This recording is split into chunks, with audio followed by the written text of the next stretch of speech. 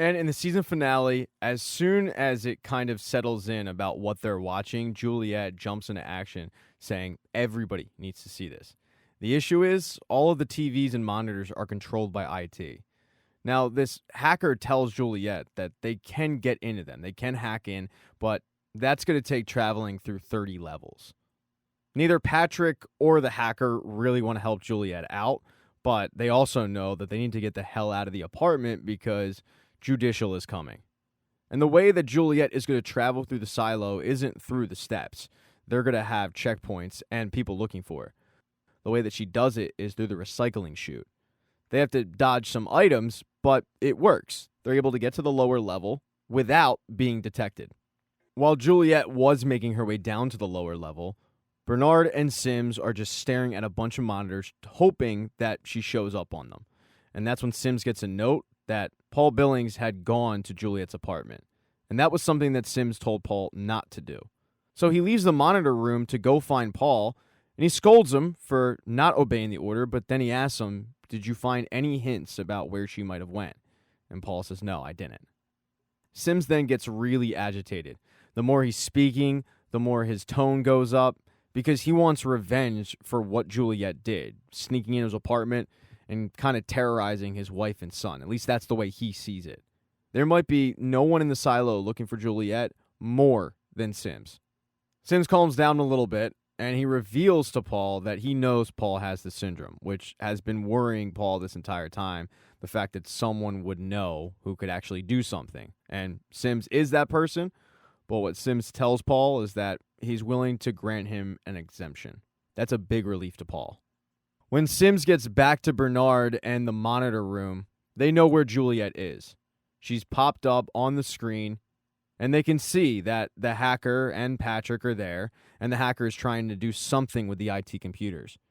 But then they all see what the hacker was doing, because the picture of the tree and the green grass and the blue sky, it all pops up on the monitors, and Bernard freaks out. He tells everybody to cover their eyes, look away, and that includes Sims. He then frantically goes into IT mode to get that picture off of all the TVs. It was only up there for maybe a minute, but everybody who saw it was pretty damn surprised. When the signal gets shut down, that's when Juliet, Patrick, and the hacker go their separate ways. They know it's only a matter of time before Judicial finds them at this point. The problem is, Judicial can't find her because she's using the recycling chute. And both Bernard and Sims can't figure out how Juliet keeps escaping them, especially with the security that they have. And that is when it dawns on Bernard that she must be in the recycling chute. That's the only place where they don't have cameras. It makes the most sense.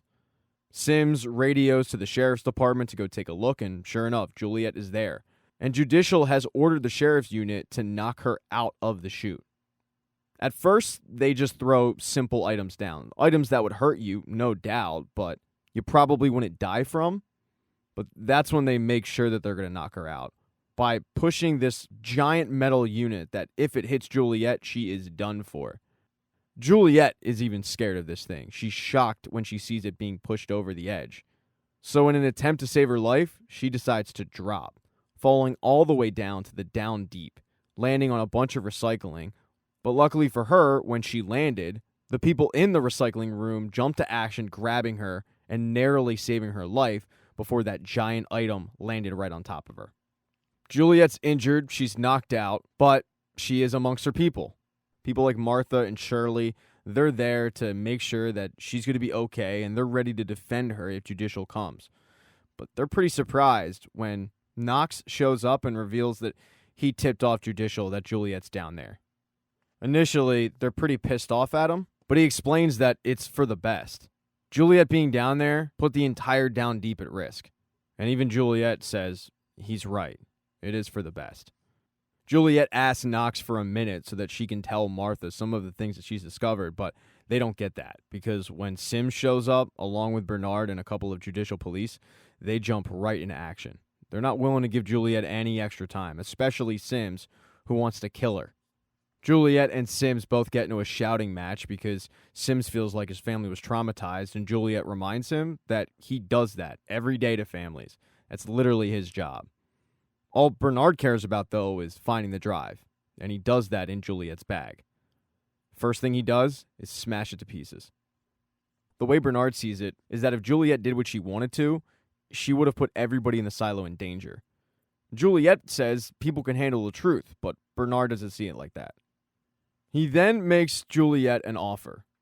She waives her right to a hearing, and she stopped claiming that she didn't want to go outside, and in return, nobody in the Down Deep will pay the price for harboring a fugitive.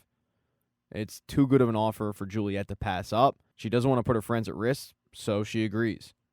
Bernard, Sims, and the rest of Judicial then parade Juliet up the steps of the silo, and everybody can see. Two people, though, that have no interest in watching this are Martha and Shirley.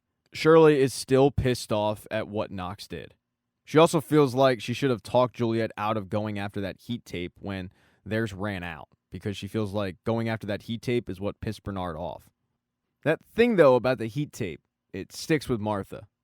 She does something she hasn't done in about 25 years. She steps foot out of her apartment because she has to go pay somebody a visit. It's a woman named Carla, and she works in supply. Supply is in charge of that heat tape. And the more that Martha thought about it, the more it didn't make sense, because the heat tape that they have down in mechanical is way better than the heat tape they have up in supply. So why in the world would Bernard even care about stealing a box of the crappy heat tape? So what Martha asked Carla to do is switch out the heat tape. Put the heat tape from mechanical, the better heat tape, in the box that is going to be used to make the suit that Juliet's going to wear when she steps outside. That way, Juliet's not wearing that suit that's made of the crappy heat tape. Martha has no idea if this will work or not, but hey, it's worth a shot, and it's her way of trying to help her friend out. As Martha was trying to intervene, Juliet was getting the shock of her lifetime. Bernard and Sims escort her to the monitor room. It's in the janitor's closet. It's hidden. You press a button, there's a secret door. You go down, and sure enough, there is all the judicial monitors. The reason that Bernard brought her there wasn't just to show her this, but also because he wanted her to see what happened to George. It turns out no one killed George. Doug Trumbull was taking George in, and he realized that he would probably be tortured. So he decided to jump on his own. He knew what he was doing. It's really, really tough for Juliet to watch it, but there's the proof she needs, and she finally gets her answer. She then has to go and get fitted for a suit. While she waits to go outside, she gets some visitors. The first one's her dad. She apologizes to her dad for how she's treated him for all these years, but he doesn't care about that. He just wants to know why she wants to go outside. She doesn't really answer the question, though. She wants to tell him, but she can't. The next person to come visit Juliet is Shirley, although her visit has an ulterior motive. She brings Juliet some food from the Down Deep, but in that food is hidden a secret message. There's a note from Martha that says, "You wanted the truth. The truth is I love you. Have no fear. They're good in supply." Juliet has no idea what that means, but she just kind of files it away and waits. She has to wait for Bernard, who, before he's going to give Juliet that whole spiel about wanting to go outside, he has to visit with Lucas. He appreciates Lucas's information, but it doesn't mean Lucas isn't being punished. He's not going to have to go out and clean, but he is going to go to the mines for 10 years. When he wraps up his meeting with a very shocked Lucas, he heads down to the prison to have a one-on-one conversation with Juliet before they do the whole ceremony. He tells her, "You once asked me when your trouble started, and I know you think it's when you stole the tape, but no, your trouble started at conception. Your parents were never supposed to have kids, but accidents happen. Surprisingly, though, you became useful to the silo, but then you became sheriff, you started looking into the death of George Wilkins, and you became a mortal threat to the silo." She starts shaking her head and says if that means that this led to the death of Marnes, the mayor, the former sheriff, his wife, if it led to the death of all of them, then I don't want to be a part of the silo anymore. He explains that adjustments have to be made, and when Allison and George open up that file, he had to adjust, because opening up that file and really opening up the hard drive as a whole put everybody in danger. Juliet right away asks if her mother was one of those adjustments, but he says no, that was her choice. She yells at him, "You know the display is fake. I mean, why not tell people the truth? I mean, you have that massive door that George found in the silo, deep down. Why don't you tell the people about that?" By the look on his face, though, it seems like there's a chance Bernard had no idea about that door. But instead of acknowledging it, he just says, "The founders left us with many mysteries." He then tells Juliet it's time to get dressed. She does have one request. She wants to take the sheriff badge that used to belong to Holston. She wants to take it with her and go outside. And Bernard grants the request. They get her dressed, and everybody waits to see if Juliet Nichols will go outside and clean. The group in the Down Deep especially is invested in this one. But what they never expected was that Martha would show up to watch. I mean, the seas part. She has a lot of respect down there. A little while later, they see Juliet on their screen, and when Juliet steps outside, she sees exactly what Holston saw, what Allison saw: a tree, green grass, blue sky, the works. She walks over to the camera, but unlike them, she doesn't clean. She pulls the rag out, and then she drops it, which is something that no one has ever done before. It's shocking. Bernard and Sims aren't really worried about it. They both say to themselves it's only a matter of time before she drops dead. So they're just watching Juliet walk up the same hill that Allison and Holston walked up. And then Juliet trips. Both Bernard and Sims think that this is the moment where she dies, just like Allison and the sheriff. But Juliet starts feeling around on the ground. She can't see anything, but she feels something. And then she puts her hand down and she notices that her hand is going through an image of a rock. All of it's fake, because she can feel somebody's body. She casually takes out the sheriff's badge and places it down on that body, thinking that it's Holston. Everybody's watching in surprise, but Bernard just says she knows. And then he makes a beeline for the IT computers. As he runs off, Juliet does the unthinkable. She stands back up. She starts making her way up the hill, which no one's ever done before. They never made it this far. Luckily for Juliet, the good heat tape is working. It's keeping her safe. At the point that she reaches the top of the hill, Bernard has made his way to the servers. He used that special 18 key to get in, and while we don't know if he had a hand in it, all of a sudden the display on Juliet's face mask completely changes.